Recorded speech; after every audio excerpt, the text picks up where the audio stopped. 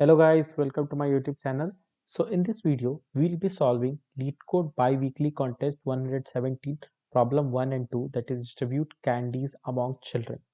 So the both question are same. The only difference is in their constraint. So in the first we have n and limit less than equals to 50, and in the second one that's 10 to the power 6. So now let's read the question. The question says nothing but very simple. So question is saying that we have two integers n and limit, and we have three students. So what we have to do is we have to distribute this n candies, or there will be n candies. So we have to distribute this n candies in these three children such that no children should get limit candies greater than limit candies. So basically, we'll have n candies, right? And then we'll have three students. Okay. And we have to give them candies such that no candies or the no student have should have candies greater than limits, not equal to greater than limits. So that means all the students should have candies less than equals to limits. Limit is nothing but a number. So let's say let's see one example. So if it's saying that n equals to 5 and limit is 2, that means in total we have 5 candies and no student should have greater than 2 candies. So one valid way is like if we give first student one candy, second student two candies, third student two candies, right? So these are the three possibilities, and one is one we can do something like that, right? Or if we'll see by doing any other possibility, let's say if we're going to say that for n equals to 5, or let's get this a bit elaborated, limit is 2. Okay, so let's say if we have three candies, so what we can do, we can give zero candies to this one. In that scenario we'll have five candies left, so at max we can give this two, right? So this is not a valid configuration because we'll have one candy left. Okay, so that's not a valid configuration. That means we cannot give this student zero candies. Let's give it one candies. So in that scenario, what we can do, we can give this how many candies? So like if we given n candies or one candies, then we'll have four candies. Then we can give one candy to the second student. Then we'll have to give three candies to third student, which is not again not possible, so we cannot do it. So what we can do, can we give two candies to second student? Okay, let's give it two candies. Then and how many candies will give to third student? Two. Okay, this is a valid condition. Okay, so can we give three candies to this student? No, we cannot. Here also it's failed. Similarly, we cannot give four candies to this student. So in this what we saw that only one is valid case. Now let's say, can we give two candies to the first student? So if we give two candies to first student, then we'll have n equals to 3, or the remaining candies only 3. So again, for the first student we can give one candies and the remaining two can be given to third student. Yes, it's a valid. Can we give two candies to this one? Yes, we can give it, and remaining student will get one candy. This is also valid. Can we give three candies? No, we cannot give one. Similarly, we'll go for n equals to two candy. Sorry, two we already covered. Three candies we cannot give. Can we give n equals to 4? No. Can we give n equals to 5? No. So what we realize that for any student, I mean, see, we'll discuss two approaches here. The first one, the basic one, which will be used to solve the problem number one, and again we'll optimize the same problem or like same solution to solve problem number two. I mean, second problem will also be able to solve the first one because the constraint is much lesser. But let's go stepwise. So what we realize that for the first student, how many candies we can give?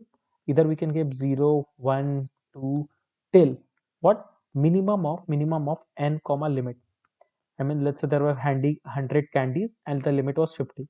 So at max we could have given only 50 candies, or let's say limit was 100 and in total we had only 40 candies or 30 candies. So in that scenario we would have at max given n candies. So whoever the minimum value between n and limit, that much candies we can give to first student.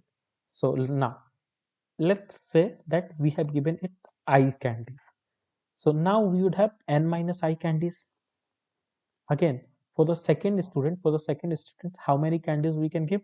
We can again give like 0 till minimum of n minus I comma limit candies. Okay, now, so if and let's denote this as j. So if we have I, we have given ith candidate to, first we know that this will be less than equal to limit or whatever the minimum value between limit and n, or that is remaining candies or the initial candies. Similarly for 2, we also know that we will have j less than equals to whatever the minimum of n minus I and limit, that is valid conditions, right? So now the K we can calculate, or the candies we will give to third student will be nothing but total candies n minus I minus j. Right. Now if this K is if this K is less than equal to limit, that means yes, it's a valid configuration, or it's a valid distribution of the candies, and we can simply increment our answer by 1. So initially our answer was 0, no ways.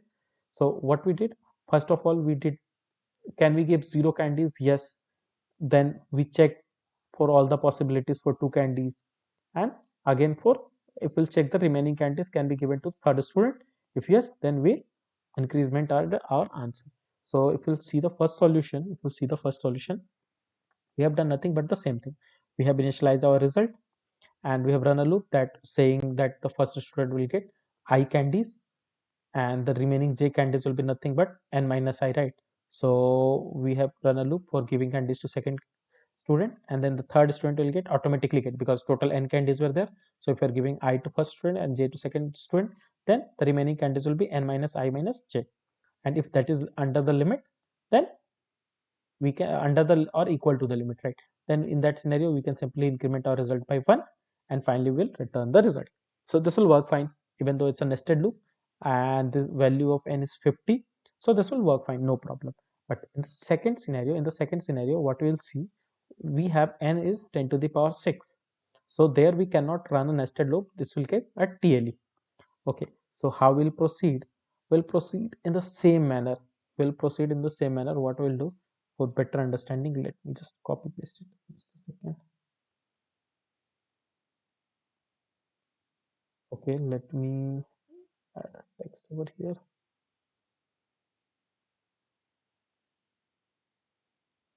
Let me increase the size. Hmm. So I hope this would be visible.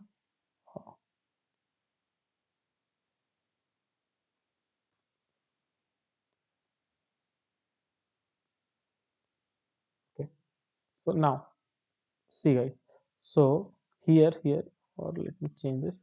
So we know that this is taking O of n, and inside that we are calculating O of n, right? Overall, like in total, kind of, let's say it will become O of n square. So if somehow we can reduce this to big O of 1, then in that scenario we'll have overall solution of big On, and that will be an accepted solution. Now the only thing is, how can we reduce this? So if we'll realize that, or if we'll see one thing, that we are doing nothing but the repetitive work. We are doing nothing but repetitive. Okay, just a second guys. Oh, it's deleting everything. Sorry. So it's better to go this way. Hmm. So we are doing nothing but the repetitive work. By that, we mean to say is, if if let's say I have given one candy, there were 5 candies in total, right? So for the first student, I know that I can give 0 candy, 1 candy, 2 candy till 5 candy, but limit is 2. So we'll have to stop at 2, right? Now we'll have to cross that. So now remaining candies. So in total we have 5 candies. So the remaining candies, how many candies will be there? N minus 2, or n is 5. So sorry, we have given 1 candies, right? So okay, I'm explaining once again. What I was saying over here was that we can give 0, 1, or 2 toffees, but in this scenario we have given 1 toffee, right? So where in total n minus 5, that is 4 candies were remaining. So can this be splitted? Can this be splitted between 2? Yes, we can give 2 and 2 candies. But let's say if we would have given 0 candies, then we would have 5 candies remaining, right? So in that scenario, can we split them into 2 half? No, because one will be greater than 2. Okay, so if we have remaining candies after, let's say if we have given I candies, to the first student, then the remaining candies I n minus I. Okay, if it is greater than 2 into limit, that means we don't have any solution and we can simply skip this I. We can simply continue. Okay, so in this scenario, what I'm saying that if if for this I, if for any I, if for any I, if for any I, if that is what, if n minus I, that is the remaining candies, because we have given I candies to first student. If n minus I is, if n minus I is greater than 2 into limit, that means why 2 into limit? Because at max we can give limit candies to the second student and limit candies to third student. So in total we can only consume 2 into limit candies. Okay, so but if n minus I is greater than that, that means we cannot have this configuration and we'll have to, break for this I. Similarly, but if we can give something like that, okay, if this is less than, if this is less than limit, okay, if this is less than limit, that means let's say remaining candies were 5. Okay, remaining candies were 5. That means in general, if we don't consider limit and we want to split it into two halves, so how can we split it? We can give either 0 candies to this one, but give 0 candies to the second student, this is second student, and this is third student. So in that scenario, third student will get 5 candies. If we give one, then third student will get 4 candies. Similarly, if we give 2 candies to second student, it will get 3 candies. If we will give 3, it will get 4, and if we will give 5, we'll get 0. But there is one important observation to make over here is what, that at max we can give only 2 candies. At max we can give only 2 candies, and similarly, or better to say, at max we can give limit candies, right? And also here also, if we can see that it is going kind of increasing, sorry, it is decreasing, so we cannot give it 0 candies if that is exceeding the limit. So that means let's say if we have 4 candies only.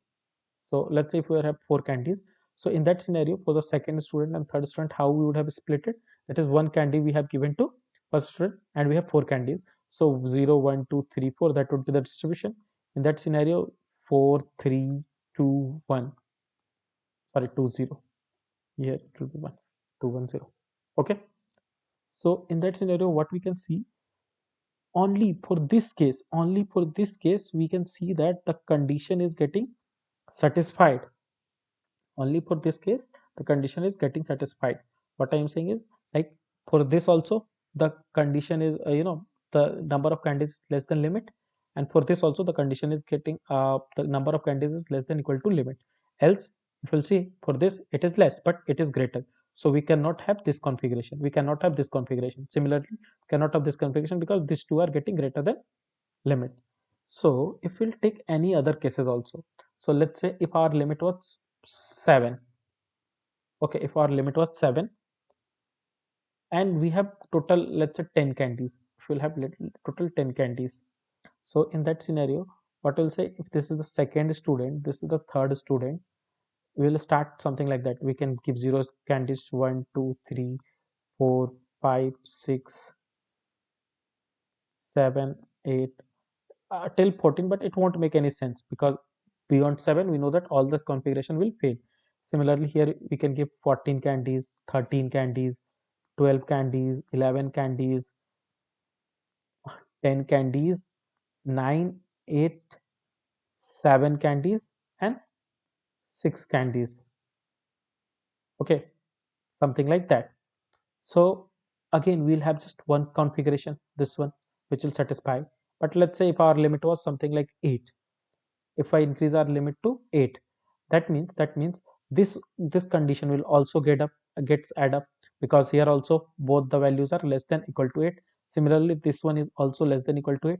So if we'll see that for any particular I, that is the number of candies we have given to student 1, the remaining candies we can split into this manner, right?